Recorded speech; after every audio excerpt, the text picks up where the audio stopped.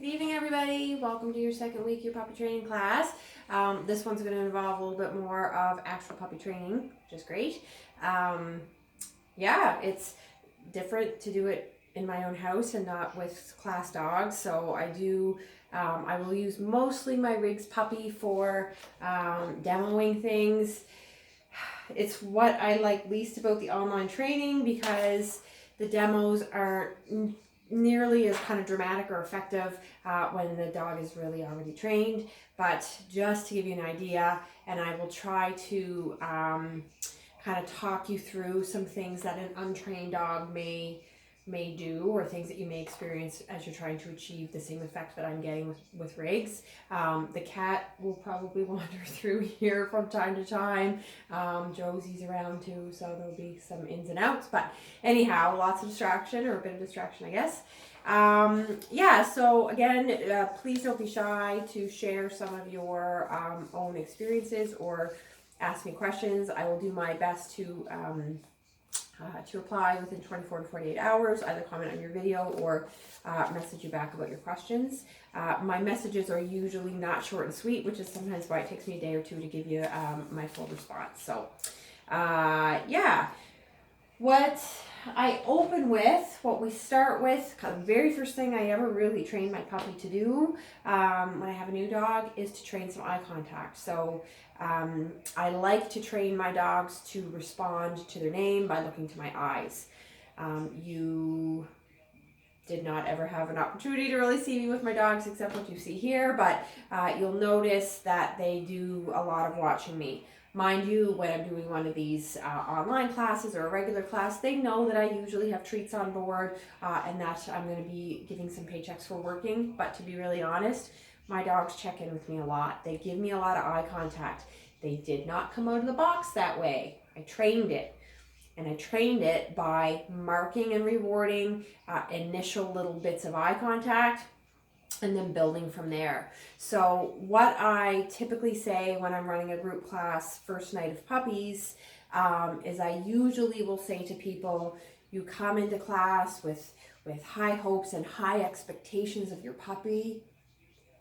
Ooh, bring them down to a reasonable level. And it's something that I always have to remember when I get a new puppy, because I'm usually coming from well-trained dogs that are like very comfortable slippers, that we have a good relationship and they're trained and all these things are in place, and you get used to that as an owner handler.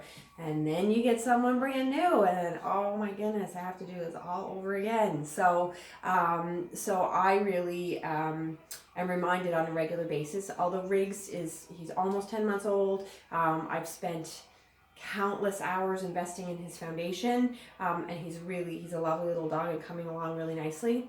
But I still have to remind myself that he's a puppy when I'm doing high level distraction work with him, or something a little bit more, more difficult that Josie can do like in her sleep, no problem.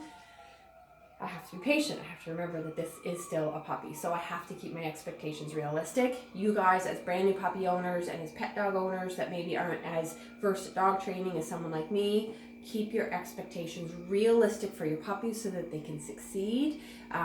There's nothing wrong with failures as well. It definitely, the balance kind of teaches things, but really, especially in the beginning, you want to create lots of positive, good vibes for your relationship.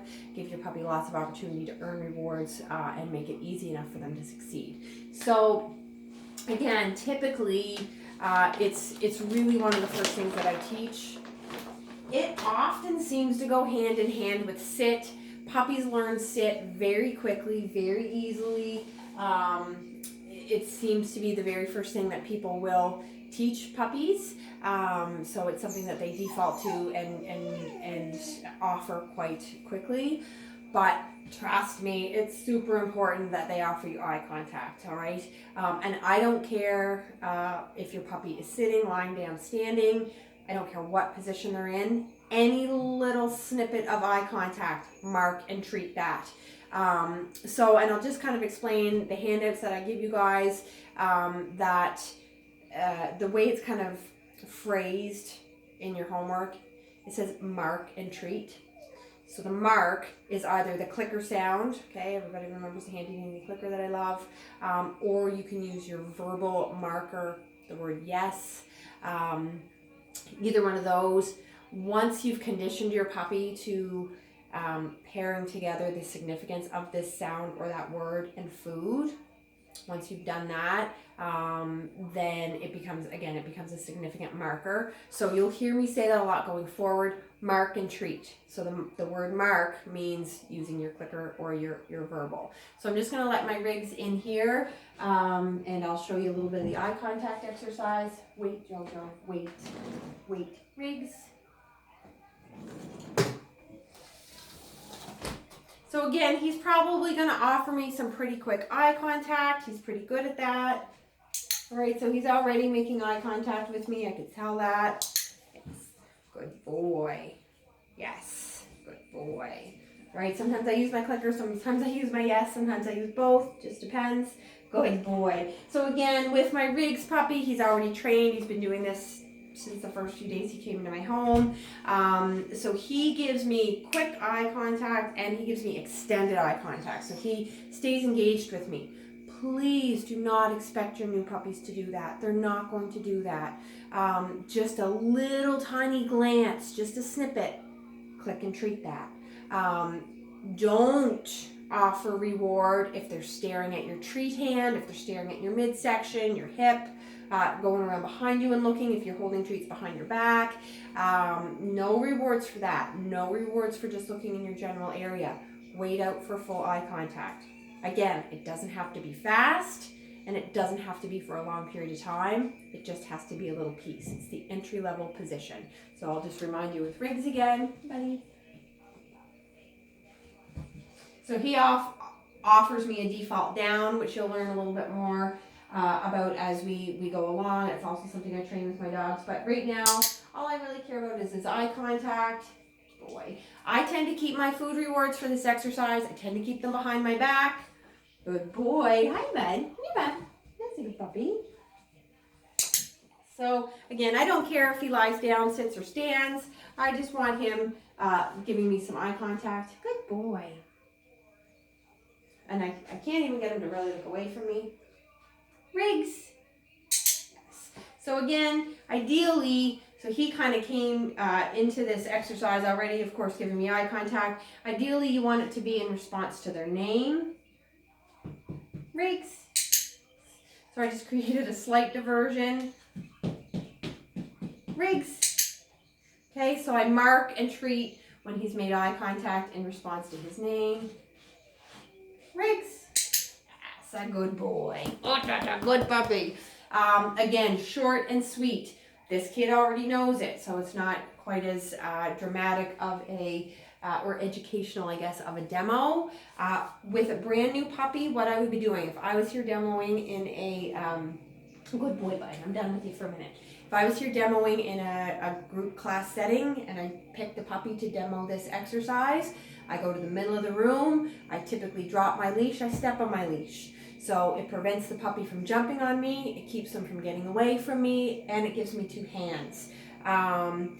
The other thing that I tend to do, and I usually give this tip the very first night, the very first exercise, and you're not going to be able to appreciate in this setting at all, but what you will notice, or what you would notice if this was a real group class, is that anytime I bring a dog out onto the floor, a young puppy, a young dog, I'm always expecting that they're going to jump on me every single time, every single one. If they don't, that's great, but I'm always ready for it. This is a quick tip 101 on jumping. You will hear more about jumping later on, but quick tip 101, I always sort of pressure towards and release on the dog to encourage them to have a bit of a boundary and to respect my space. So if I brought out a brand new puppy that was all wired in the middle of a big group of 10 puppies in a class, that puppy's going to be excited that there was a person here. I'm going to constantly be watching my puppy and like stepping into them to scooch them back a bit, and if they back off, then I'll back off. I'm prepared for them to come and want to jump on me, so I step into them again. I do a lot of that. It's amazing how much, and again, this is not your lesson on jumping. You will hear more about it, but it's amazing how much that gives them information about boundaries and being respectful of personal space. So typically what I do, I bring in a puppy, I talk a little bit about this jumping business and why I'm always doing this kind of walking back and forth with puppies, and then I usually drop my leash step on it to prevent jumping so I can train some eye contact, and I call the puppy's name. I don't call the name repeatedly. I don't, even if the puppy doesn't look at me right away, I don't care. I might give them 10 seconds. I might give them 5. It depends on the moment or the dog, but I wait. And when they get frustrated, they can't jump on me, they can't go to see all these other puppies, and they check in, click, treat, or yes, and treat, okay? Sometimes I'll toss the treat on the ground, depending on the dog. Sometimes I'll reach down and feed them. If the puppy is super jumpy, I'll usually toss that treat on the ground to prevent any inadvertent rewarding of jumping. But yeah, again, with Riggs, come here, buddy. Good boy, come here, buddy. What I'm doing, huh? How's that doing, puppy? Oh, there's toys over there. Yeah, there is. Oh, yeah, that's a good toy. Yeah, that's a good puppy. Papa. Riggs. Yes. Riggs. Yes, good boy. Good job. Again, I was a little more enthusiastic on that second one because I don't want him to think that he has to lay down every time he looks at me. So the fact that he just stood there and looked at me when I asked him, I was slightly more enthusiastic about that. But yeah, so mark and treat, very little snippets of eye contact from your puppy. Practice often. Don't practice for long periods of time. It's a simple and boring exercise. Dogs will figure this out pretty quickly. They'll get bored of it. Dogs are smart. They like to be stimulated and engaged. So if it's just a no-brainer, I stare, I get a treat, I stare, I get a treat, and that's going to get old fast. So if you want to practice that 3 to 5 times a day or more, great. Practice for a minute, minute and a half at a time. I tend to, with my puppies, like this guy, I still do it in a different kind of level now with him for attention, but in the beginning, I practiced it every opportunity I had, every single opportunity I had, in the house, in the backyard, on a walk, at work if I took him to work, at the training center if I was, had him with me at class. As often as I could, I would practice just little snippets of calling his name, rewarding him for looking at me, all right? More to follow on that as to build on it, but the start, remember, bring your expectations down for your puppies. They are not going to stare at you like this puppy does now. He is trained. Your puppies are not. This kid came to me, not trained. He did not know how to do this. There's a lot of work involved. So be fair to your puppies. Don't expect too much. Try not to get frustrated. Try not to call their name 22 times. Call their name. Give them some time. They don't know what it means yet. You're going to create that based on how you reward. Do make sure that you're holding out for direct eye contact, not just staring at your treat pouch, your midsection, your shoulder, your left ear, eyes. Sometimes people ask a question that they like to have a specific cue for a dog to look at them, like look at me or watch me. You can do that, and I'm not going to say that you can't, but trust me, it's super handy to have a dog that knows to make eye contact when they hear their name. Enough said. It's super handy to have that. So I like my dogs. It doesn't always mean that they need to come to me, but if they hear their name, it means they do need to check in with me. I'm going to spend very little time on sit. If anyone needs extra tutorials on how to train sit, let me know. But typically when I conduct this in a live class, I will ask everybody, raise your hand if your dog does not know how to sit. There's very few people that ever raise their hand. So I don't tend to spend a ton of time on it, but I will show you very quickly how to train that.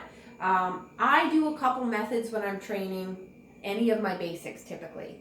I'll do a little bit of luring, which is using a food bribe to kind of show the dog or guide them into position to earn the reward. And I'll do a little bit of shaping, which involves capturing your puppy's natural choice to do something, capturing their decision to sit by marking it in that moment and then tossing them a cookie. Shaping is super valuable. I love it as a training tool. I don't love luring by itself, and I don't love shaping by itself. So I tend to use a little bit of each. I find a dog that if you just taught some free shaping, like if you just taught most of your stuff by shaping, which actually I did a lot of that with Josie as a baby, then you have a dog who's always trying to like work you and always trying to like maybe change the conversation or look for different things to do. So I tended to balance. After I realized that with Josie, I tended to balance her training a little bit more through adolescence, and I certainly did quite a bit with him. If I constantly free shaped this border collie, he would be constantly, his mind would always be going, which it always is anyway, but he'd be going even more like, is there something more the lady wants? Should I be maybe trying to do something else? I don't want him overthinking, so I do a little bit of both. Come here, buddy. Come on, quick. Good boy. So for a sit, what you typically will do, I'm trying to keep him from sitting. Typically what you do, I will maybe hold my dog's collar to keep them from moving around. Food right to their nose. Oh, come here, buddy. Food right to their nose and slightly up and back. Yes. Okay, mark the moment when the bottom is on the ground. Here, buddy. Okay, again, so I'm just kind of holding him in a stand for a moment. Hey, bud. Food to the nose, up and back. Yes. Okay, so I mark and reward the moment the bottom hits the ground. Once that's happening pretty consistently and smoothly without any trouble, here, Remix, come on, buddy. Then you can start adding a verbal. I don't tend to start adding verbal cues right out of the gate. I give my puppies, I don't want to give them too much to think about. So saying a verbal to a puppy that doesn't know a behavior yet isn't terribly helpful. But if you can teach them to follow a guide that you give them, go into a position that earns them a reward, and then they repeat that, because behaviors that are reinforced will be repeated. Lesson from last week. So if they start doing that and learning that there's a position they get rewarded, it becomes smooth. Then you add your verbal cue at the moment of commitment from your puppy. Sit. Yes. Because again, dogs also learn by association. So you want the puppy to associate the verbal cue with the behavior that's happening. So it's almost simultaneous that you give that verbal cue at the commitment point from your puppy. Sit. Yes. Good boy. Good job, buddy. Do a spin. Woo. Do a twist. Yay. What a good boy. Spin and twist are not part of your puppy routine. You don't have to do that. Good boy. Good job. Here. Good. So that's your very basic sit. I'm sure most puppies know that, so I'll kind of breeze right through that and move on to the next.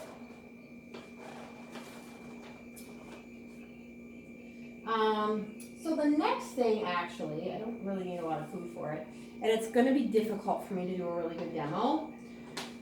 Again, this is one of those exercises that it's super... it's more impressive, I guess, when you have a class dog that doesn't know this yet. But I'm going to talk to you about truly one of the biggest lessons I teach throughout any of my courses. It involves teaching your puppy to be a bit more thoughtful and less reactive. So reactivity is kind of a general term, but reactivity can range from a puppy that's overexcited and not paying attention to a dog that is lunging and barking at the mailman. It really just involves a dog that is getting maybe overengaged with its environment and having an emotional reaction to that, whether it be that they're so excited they can't focus, or they're barking their crazy head off and not even aware that there's anyone else in the room with them. So it can really vary. When I reference my old boy Briar, the male Aussie I had before I got my Riggs puppy, I define Briar as the most reactive dog I ever owned.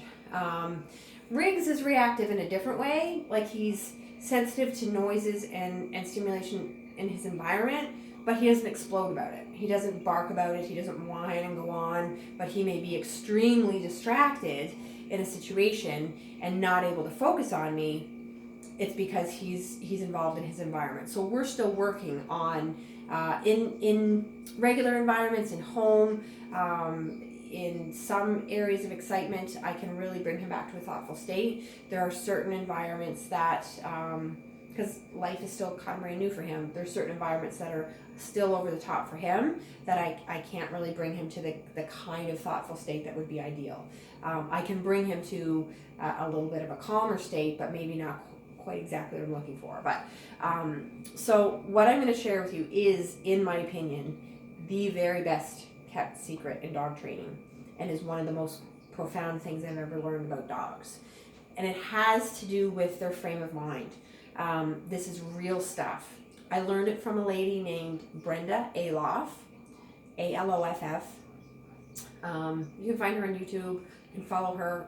She has blogs and vlogs and all that kind of stuff. She's amazing. She's a little intense, but she's got some great lessons.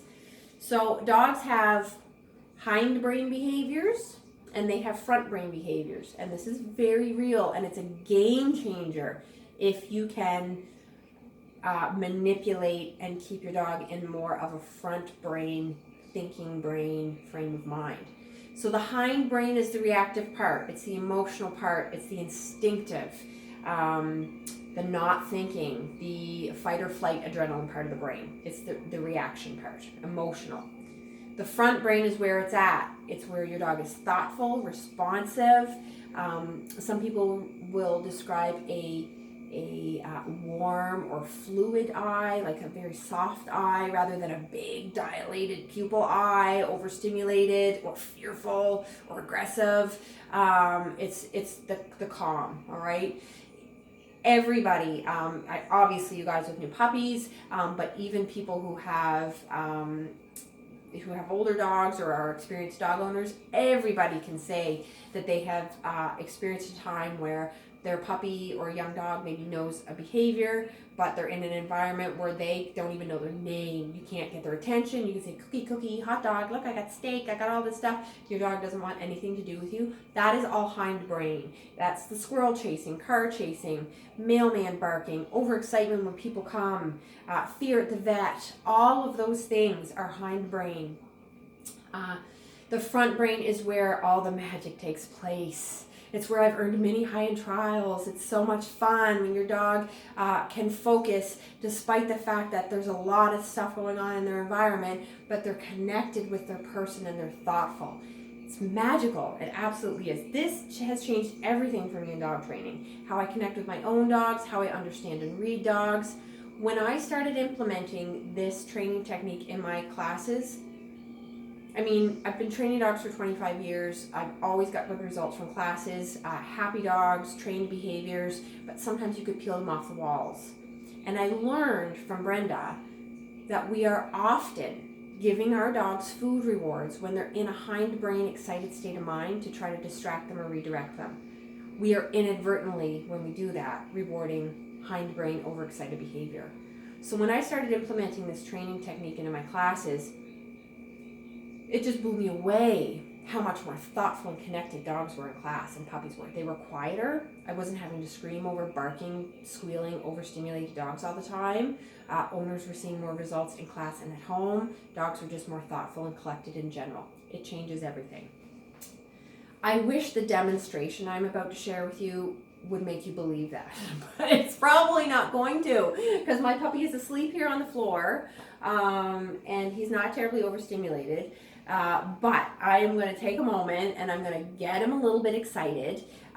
You will see in him a little bit of change in his personality, or his frame of mind, I guess. So what we're looking for with this exercise is to take a dog that's overstimulated and hold them still.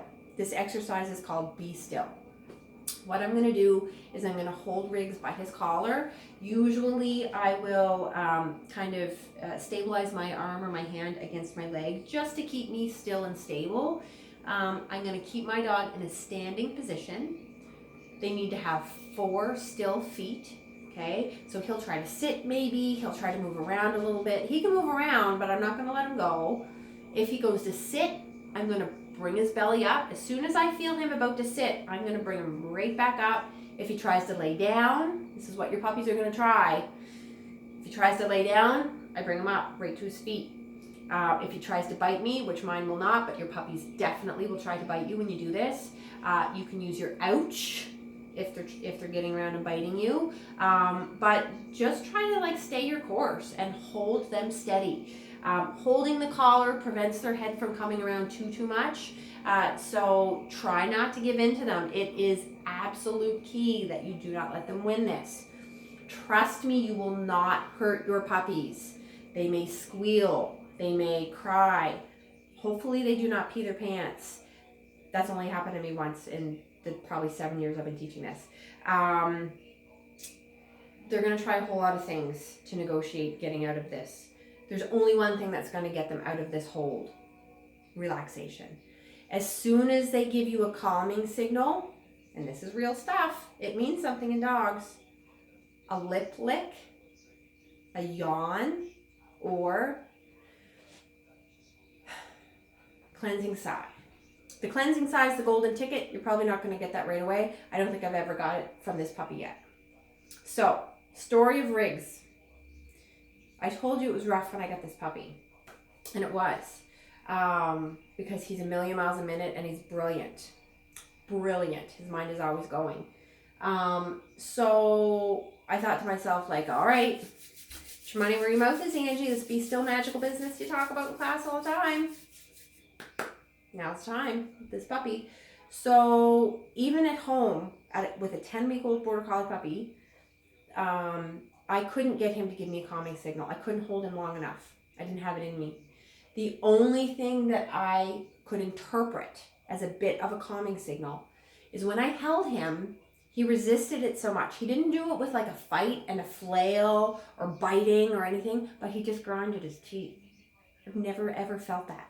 I've practiced this in hundreds of puppies and dogs over the years. I've never felt that. It's disgusting. But he would just grind his teeth. So I thought, oh, well, I guess when he stops grinding his teeth, that would be slight relaxation. So that was my first calming cue with Riggs. It wasn't even a calming cue. It was just that, oh, he stopped gritting his teeth at me. So I got to reward that. So that's not going to happen to any of you guys. But I just want to tell you some of my horror stories with Riggs. To tell you that it really, really works. It's magical. It really makes a big difference. So what you want to do, you want to hold your puppies. You want to watch for them to lick their lips. When they lick their lips, you're going to stop holding and you're going to step back a bit. There is no food involved in this exercise at all. The release of pressure is the reward. So I'm going to hold the puppy. I'm going to rub constantly on his body, just to provide a stimulation for him to react to. He has two choices when he's in this. He can fight me and react, or he can think his way out of it and be calm. And when he's calm, I'm going to take my hands off him. Once I do that, again, there's no food involved in the actual rewarding of this calming business, but considering I'm going to use this exercise for the rest of my dog's life for times of overexcitement, times of fear, times when my dog is distracted and overstimulated in their environment, I want to teach my dog to come back and check in with me. So back to lesson 1, eye contact. We're going to hold our puppies. We're going to wait for a calming cue. They got calm. Good dog. I give a bit of praise and I step back.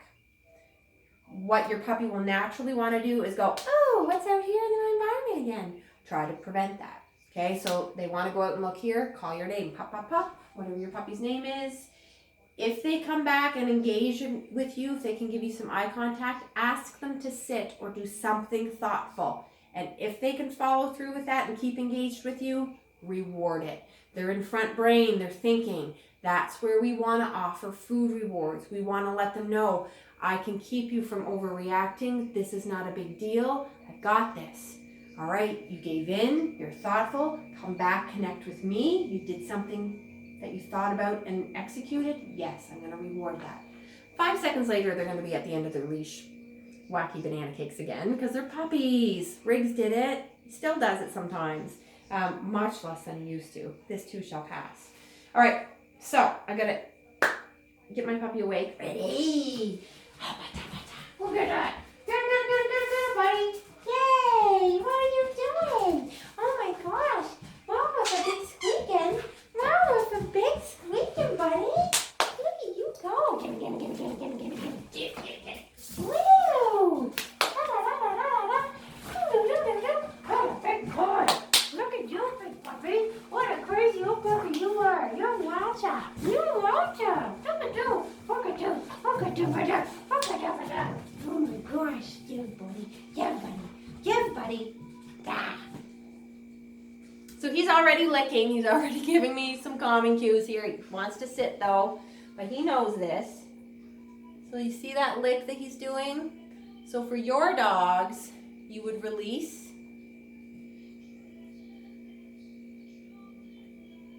Good. At that moment, all right?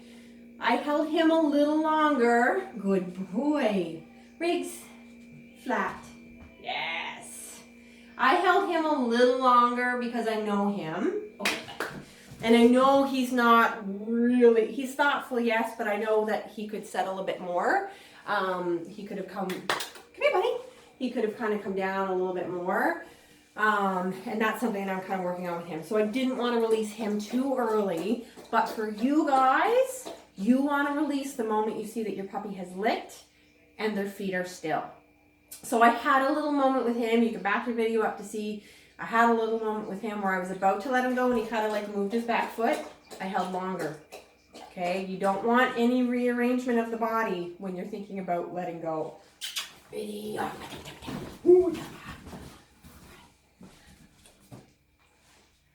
so you can see he immediately, as soon as I touch him and handle him, he's immediately giving me signals that he is not fighting me. Good. Good boy. Riggs, heel. Yes. Okay, so again, the reward I'm giving him is for staying calm and keeping engaged. Flat. Good puppy. Stand. Nice boy. You don't even know how to stand. Good boy. Do spin. Woo. Heel. That's a good touch. Nice job. All right, so I'm just putting him, because again, he's an adolescent. Okay, get it. Good boy. And he knows a few more things. So I'm just putting him through a few behaviors that he knows how to do to keep him thoughtful. For you guys that are just starting this with your babies, they only have to come back and engage with you. I don't even care if they sit, but it's ideal if they can give you some eye contact and follow a command that you have. It is well worth the price of admission to this training class, that you learn how to master the Be Still technique. Everything will get better if your dog can learn to feed off your energy and be responsive to you taking kind of control of a situation or a frame of mind of your dog and switching that up for them and keeping them a bit more connected. It's the most wonderful thing. It's truly changed my life in dogs. Absolutely, in so many ways.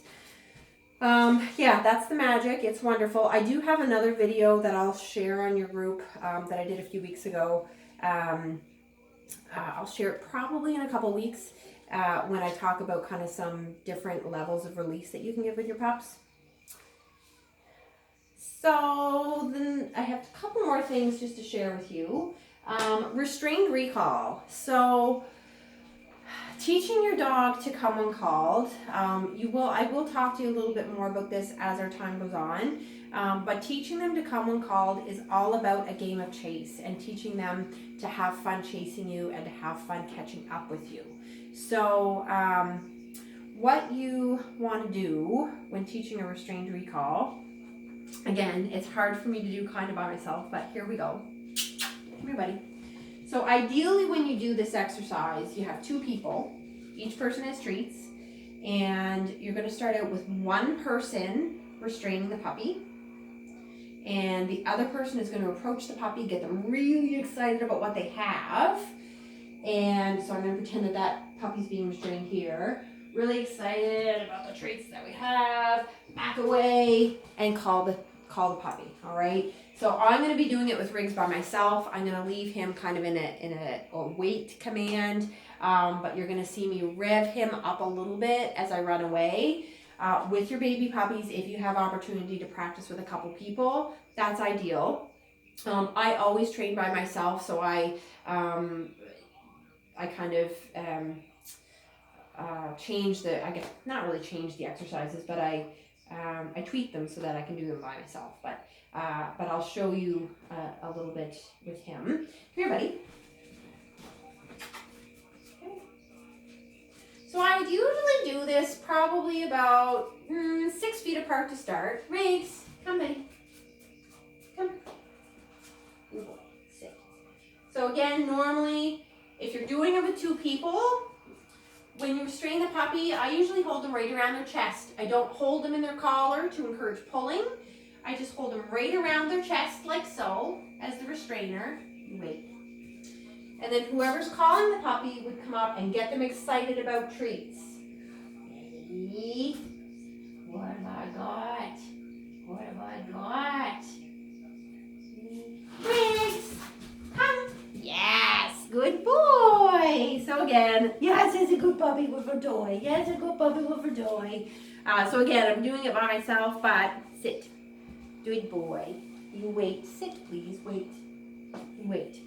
And that is how I tend to do it by myself, is I will sit my dog, I'll encourage them to wait, and I kind of push back on them a little bit. What's that? Ready? And I run off and I call. Riggs, come. Yes. Good boy. Good dog. Get it. Good boy. Whoa, good puppy. So that's how you can practice it by yourself. Again, typically when I do it in a group class, I will restrain the puppies for the people. Person will come up, get them excited, back away and call.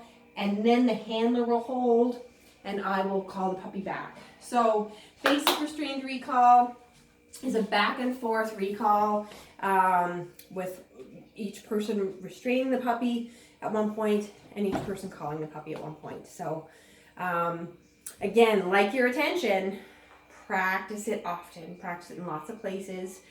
The very, very best advice that I can give you right now, though, for your puppies with recall, if they're unreliable, if they're super independent and confident and they're not having that instinct to follow you as much, keep them on leash or a long line, for sure. One of the biggest keys to teaching your dog a good, reliable recall is when you're building that foundation, control the environment. It's so nice to be able to let dogs off leash. I thrive, especially during these times, but I thrive on off-leash walks with my dogs. Glorious. The only reason I can do that is because I have good recalls. And with Riggs right now, he's got a lovely recall, but in areas of distraction, he's a real people dog. He's a golden retriever in a border collie body. He's so friendly that people are a real distraction for him. He wants to go say hi to everybody. So when I hear people or see people coming, I always clip him on leash to prevent him from going and visiting these people unsolicited or unokayed by me. Because that's reinforcing to him. He's getting reinforced for running away from me and getting feedback from somebody else. I will be totally fine with him going to visit people, but I don't want him to go unless I give him a cue to go say hi. It's what I've done with all my dogs all over the years. I've always had friendly dogs. They like to go say hi to people, but I don't want them to think that they can go up to every person. And I start that right from babyhood. Right as soon as Rigmarole came home, he didn't go see anybody unless he had, and he was ridiculously excited about it, unless he had a bit of a verbal cue from me that it was okay. And now that we're doing a bit more distraction training and off-leash walks, I'm very mindful to clip him on.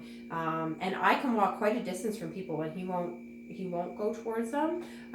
He'll come back very, very willingly, but I know when they get a certain distance that I'll have trouble calling him back, so I use my leash to prevent that.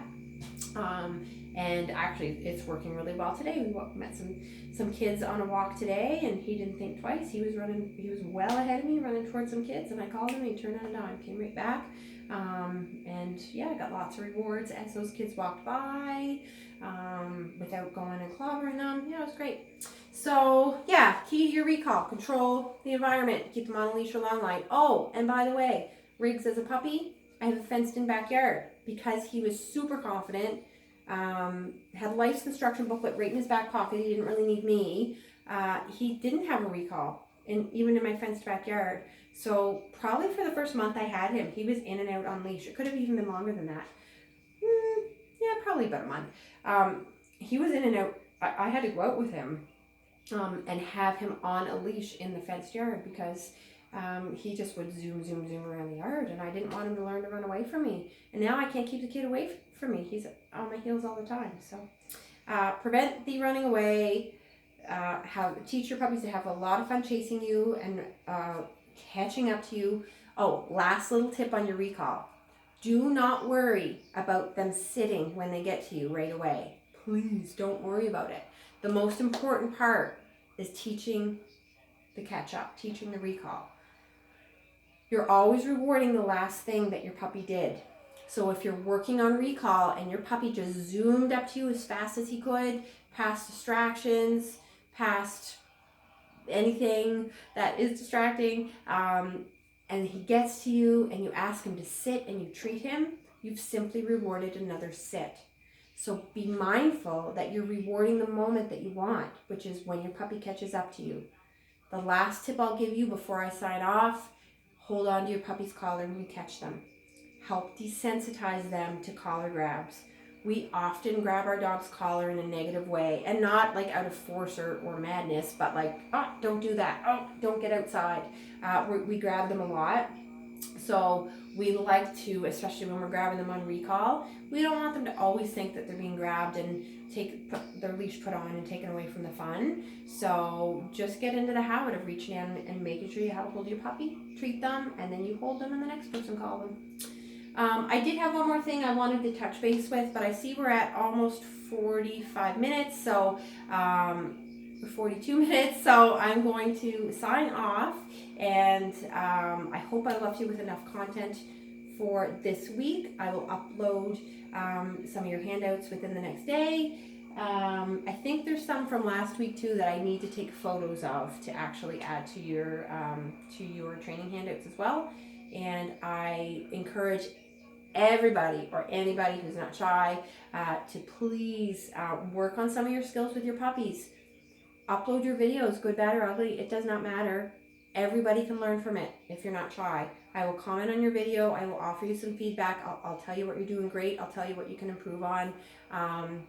Yeah, that's great. Happy training. See you next week.